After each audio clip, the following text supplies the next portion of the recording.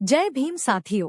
आज हम भारत की संविधान सभा की आखिरी सभा में डॉक्टर अंबेडकर ने जो भाषण देते हुए राष्ट्र के भविष्य को लेकर कई चिंताओं का जिक्र करा था, आज हम उन पर चर्चा करने वाले हैं। जय भीम साथियों।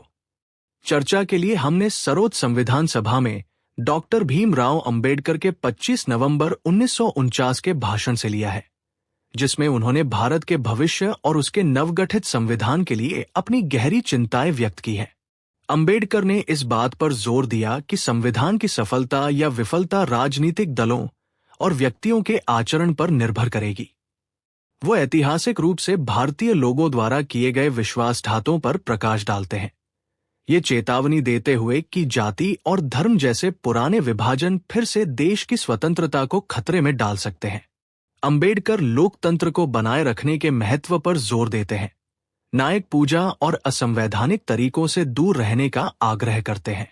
वह स्वतंत्रता, समानता और बंधुत्व पर आधारित सामाजिक लोकतंत्र के साथ राजनीतिक लोकतंत्र को पूरक करने की आवश्यकता पर भी बल देते हैं, क्योंकि इन सिद्धांतों के बिना लोकतंत्र कमजोर हो जाएगा। अंत में वह जाति आधारित समाज में राष्ट्रीय एकता स्थापित करने की चुनौती को स्वीकार करते हैं और भारतीयों से अपने देश को किसी भी सिद्धांत से ऊपर रखने का आग्रह करते हैं, क्योंकि अब किसी भी विफलता के लिए स्वयं को छोड़कर किसी और को दोष नहीं दिया जा सकता। बाबा साहेब ने चिंता जताते हुए कहा था, देश की सेवा में लंबे समय तक योगदान देने वाले महापुरुषों के प्रति कृतज्ञ होने में कोई बुराई नहीं है, लेकिन कृतज्ञता की भी एक सीमा होती है।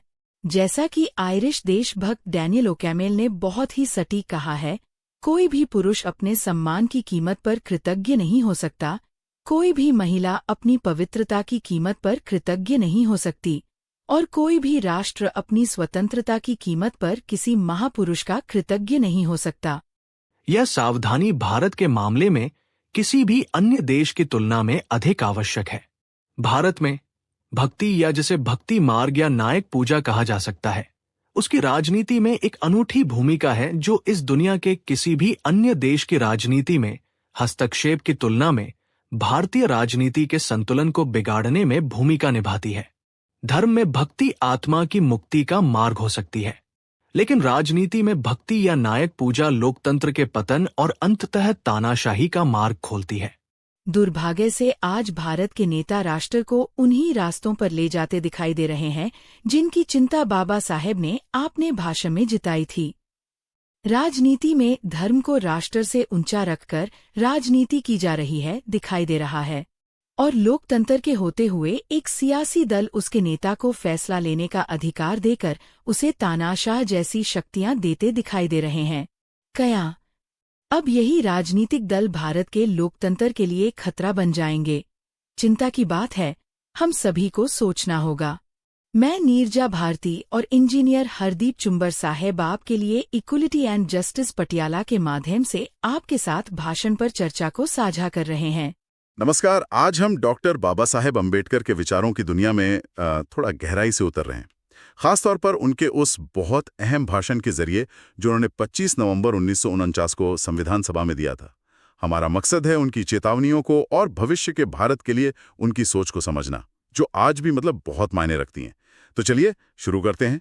अंबेडकर ने बिल्कुल साफ कहा था कि कोई संविधान कितना भी अच्छा क्यों ना हो, उसका कामयाब होना या नाकाम होना असल में उन लोगों पर निर्भर करता है जिन्हें उसे चलाने की जिम्मेदारी दी गई है। हाँ, ठीक वैसे ही जैसे तलवार अच्छी है या बुरी, ये तो चलाने वाले पर है ना। बिल्कुल। और इसी से जुड़ी थी उनकी एक गहरी चिंता भारत के भविष्य को लेकर, खासतौर पर आजादी को बनाए रखने की चुनौती। उन्होंने इतिहास से उदाहरण भी दिए। हाँ, वो बता रहे थे ना कि कैसे हमने पहले भी आजादी खोई है। हाँ, और अक्सर वजह अपने ही लोग रहे, विश्वासघात, जैसे राजा दाहिर के सेनापति का मामला हो, या जयचंद ने मोहम्मद गौरी को बुलाया, या फिर 1857 में कुछ समूहों की निष्क्रियता। ये सब अतीत के सबक थे भविष्य के लिए। तो क्या उन्हें ये डर सता रहा था कि कहीं इतिहास फिर से खुद को दोहरा ना दे, खासकर जब समाज में जाति और पंथ जैसी दरारें तो पहले से ही थीं? हाँ, बिल्कुल। और ये खतरा भी कि राजनीतिक दल शायद देश से ऊपर अपने सिद्धांतों को रख दें। हाँ, ये चिंता बहुत वास्तविक थी कि कहीं हमारे अंदरूनी मतभेद राजनीतिक स्वार्थ हमारी आज़ादी को फिर खतरे में न डाल दें। लेकिन बात सिर्फ आज़ादी बचाने की नहीं थी, लोकतंत्र को मजबूत करने की भी थी। ये दिलचस्प है। लोकतंत्र के भविष्य पर उन्होंने खास तौर से कुछ कहा? बिल्कुल कहा। उन्होंने याद दिलाया कि भारत के लिए लोकतंत्र कोई एकदम नई चीज नहीं है। यहाँ प्राचीन काल में गणराज्य थे। अच्छा। और बौद्ध संघों की कार्यप्रणाली में तो बकायदा वोटिंग, प्रस्ताव, कोरम, ये सब संसदीय नियम मौजूद थे। लेकिन सवाल ये था कि क्या हम इस बार लोकतंत्र को संभाल पाएंगे, क्योंकि पहले तो हम इसे खो चुके थे। तो फिर इसे बनाए रखने के लिए उन्होंने क्या रास्ते सुझाए, क्या करना चाहिए? देखिए, उन्होंने 3 मुख्य बातें कहीं। पहली कि सामाजिक और आर्थिक लक्ष्य हासिल करने के लिए सिर्फ और सिर्फ संवैधानिक तरीकों का ही इस्तेमाल करना होगा। अब जब संवैधानिक रास्ते खुले हैं तो क्रांति, सविनय अवज्ञा, सत्याग्रह, हाँ, वो जिन्हें उन्होंने अराजकता का व्याकरण कहा था, बिल्कुल ग्रामर ऑफ एनार्की, वो रास्ते छोड़ देने चाहिए। वो लोकतंत्र के लिए खतरनाक हैं। ठीक है। और दूसरी अहम बात, दूसरी चेतावनी जॉन स्टुअर्ट मिल के हवाले से दी कि किसी भी व्यक्ति के चरणों में अपनी स्वतंत्रता मत डालो, चाहे वो कितना ही महान क्यों ना हो।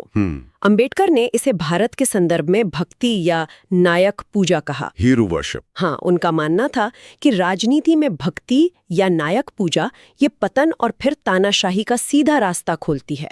कृतज्ञता ठीक है, पर आत्मसम्मान की कीमत पर नहीं।